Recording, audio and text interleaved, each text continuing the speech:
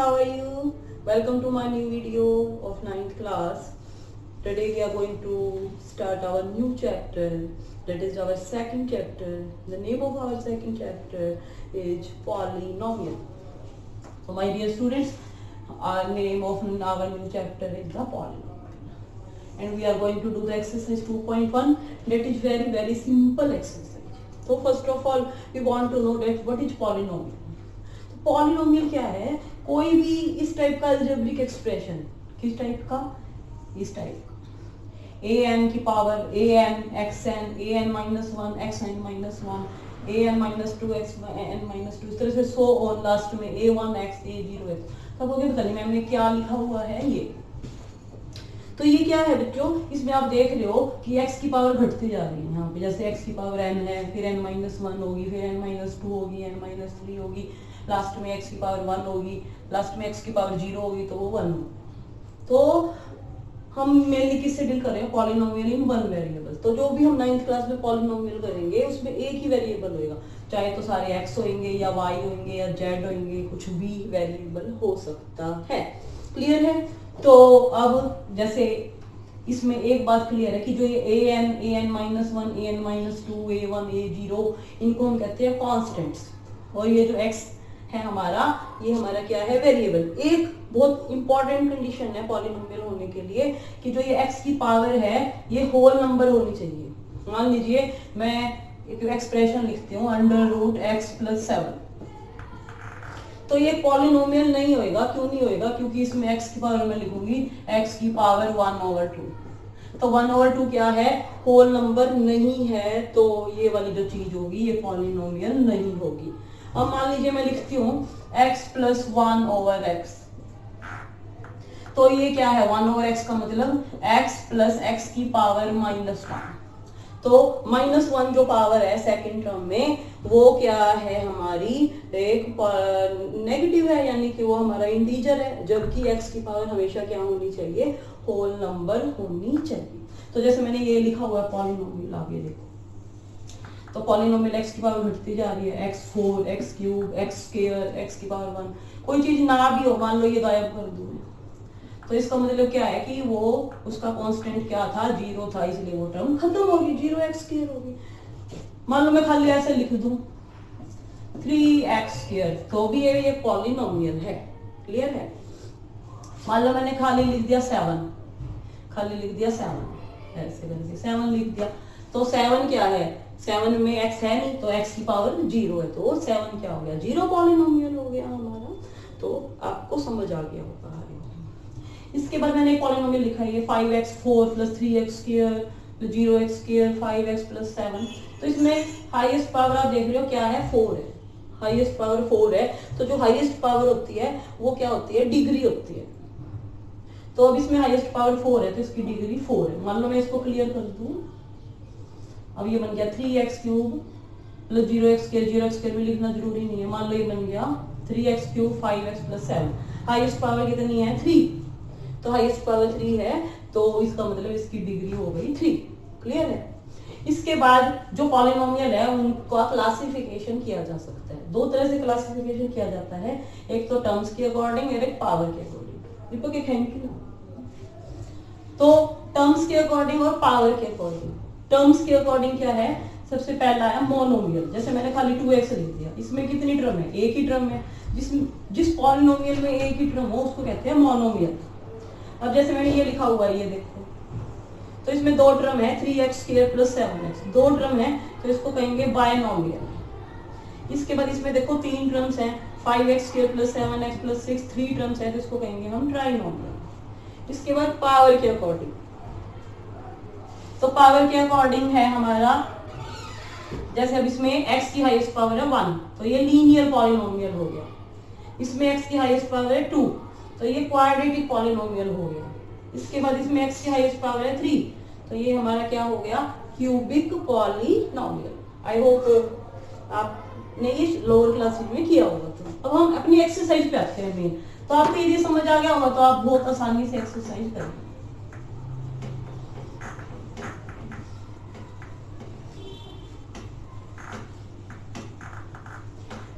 सबसे पहले हमारा 2.1 का फर्स्ट क्वेश्चन है 2.1 में हमें ये बताना है कि हमको कुछ एक्सप्रेशन दे दिए, तो हमें ये बताना है कि ये पॉलिनोमियल है या नहीं है। तो सबसे पहले हमारा पॉलिनोमियल है, इन्होंने जो एक्सप्रेशन दे रखा है वो है 4x² माइनस 3x प्लस 7। तो हमने देखा x की पावर या जो वेरिएबल है उसकी पावर या तो इंक्रीज होनी चाहिए या क्या होनी चाहिए, डिक्रीज होनी चाहिए। तो x की पावर डिक्रीज हो रही है, पहले x की पावर 2 है, फिर x की पावर 1 है, फिर x की पावर खत्म हो गई यानी कि 0 हो गई। तो ये क्या है, और को तो x की पावर होल नंबर्स है और x की पावर डिक्रीज होती जा रही है। तो इसका मतलब क्या लिख देंगे, yes this is a polynomial.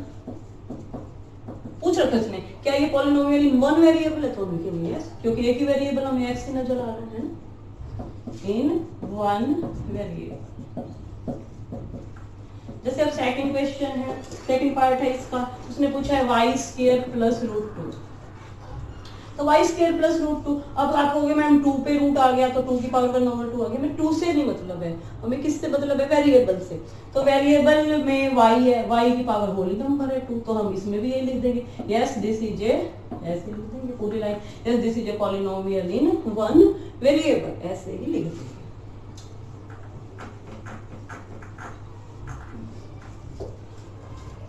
इसके बाद हमारा को जैसे ये पूछा है 3√t √2। अब 3√2t को क्या लिख सकती हूँ, √t को लिख सकती हूँ t की पावर 1/2। तो मैं लिख सकती हूँ exponent of first term is not a whole number, so this is not a polynomial in one variable। तो आप बहुत अच्छी तरह से समझ रहे होंगे, बहुत ही आसान है, छोटी क्लासेज में आपने बहुत अच्छी तरह से किया है। मान लीजिए यहाँ पे हमारे स्टेटमेंट चेंज करते हैं, मान लीजिए स्टेटमेंट है y प्लस 2/y। अब मैं इसको क्या लिख सकती हूँ बच्चों, क्या लिख सकती हूँ बोलो, पता ही होगा आपको। तो y प्लस 2y की पावर -1। तो अब इसमें वही पावर y की पावर -1 होगी, -1 तो इंटीजर है, तो मैं क्या लिखूंगी एक्सपोनेंट ऑफ सेकंड टर्म। एक्सपोन, अब ये फर्स्ट टर्म है, ये सेकंड टर्म है, तो exponent of second term is not a whole number, तो this is not a polynomial in one variable. इसके बाद है फिफ्थ पार्ट। तो फिफ्थ पार्ट में स्टेटमेंट दिया हुआ है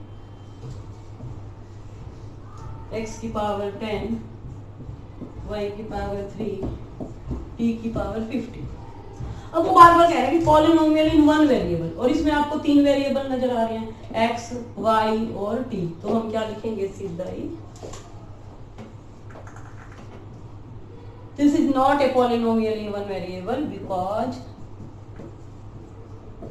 there are 3 variables x, y and z। तो ऐसे करके we have completed our first question।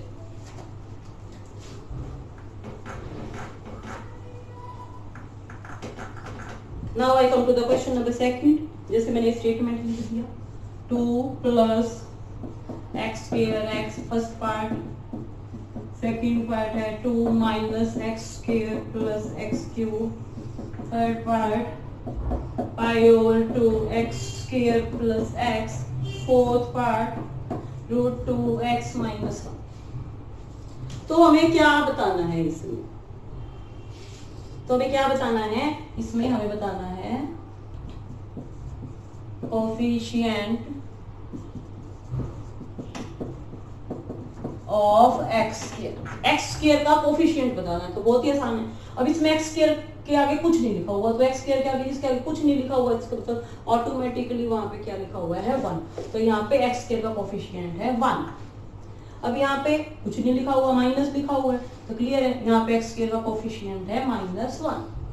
यहाँ पे पूछा है x² का कोफिशिएंट बताओ, क्लियर है x² का कोफिशिएंट है π/2। यहाँ पे x² नहीं है, जो चीज नहीं है तो इसको मतलब वो है ही नहीं है, तो उसका कोफिशिएंट क्या होगा 0।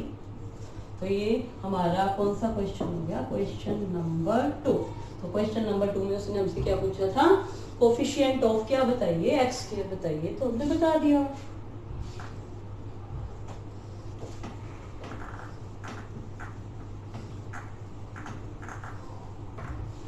इसके बाद हम थर्ड क्वेश्चन पे चलते हैं बच्चों। थर्ड क्वेश्चन में कहता है कि एक तो बायनोमियल का एग्जांपल दे, एक बायनोमियल का एग्जांपल दे जिसकी डिग्री क्या हो 35, और एक मोनोमियल का एग्जांपल दें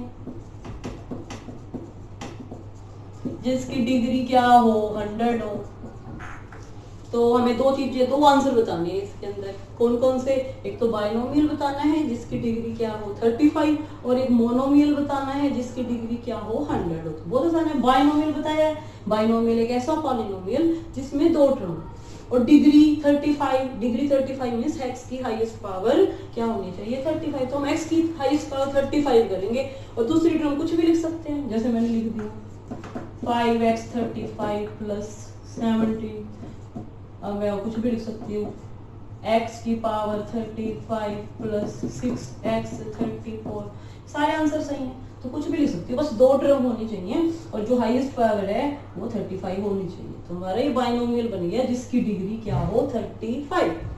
इसके बाद अब हमें मोनोमियल बताना है। मोनोमियल जिसमें एक ही टर्म है तो कुछ भी लिख सकते हैं, जैसे x की पावर 100 ये मोनोमियल हो गया, 6x की पावर 100, 3x की पावर 100, कुछ भी लिख सकते हैं। तो ये हमारे सारे के सारे क्या हो गए, मोनोमियल हो गए, इसकी डिग्री क्या हो 100 हो।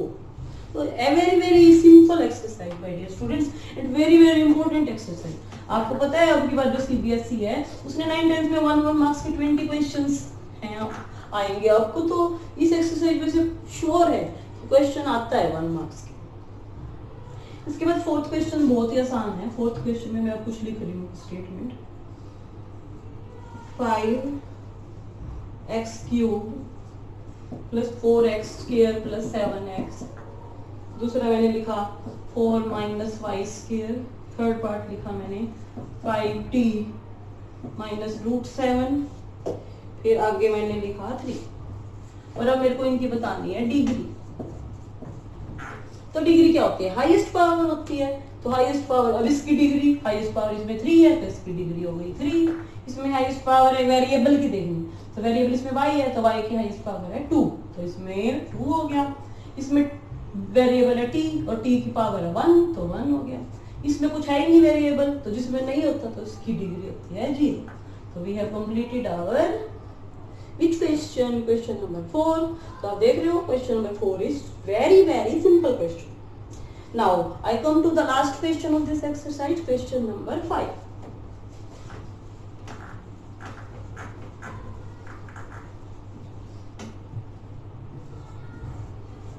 तो क्वेश्चन नंबर 5 में हमें क्या करना है, मैं लिखती हूँ statement, x square plus x minus x cube, y plus y square plus 4, 1 plus x, 3t r square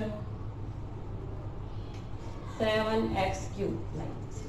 और अब हमें क्या बताना है, हमें ये बताना है कि ये लीनियर है या क्वाड्रेटिक है या हमारा क्या है ये क्यूबिक है। तो लीनियर क्या होता है, क्लियर है, जिसकी डिग्री 1 हो वो लीनियर है, हाईएस्ट पावर 1 है तो वो लीनियर है, हाईएस्ट पावर 2 है तो क्वाड्रेटिक है, हाईएस्ट पावर 3 है तो वो क्या है हमारा क्यूबिक है। अब इसमें हाईएस्ट पावर देखिए 2 तो इसको लिख दिया क्वाड्रेटिक।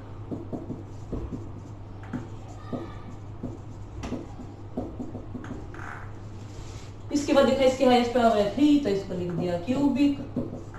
इसमें हाईएस्ट पावर देखी 2 तो लिख दिया क्वाड्रेटिक।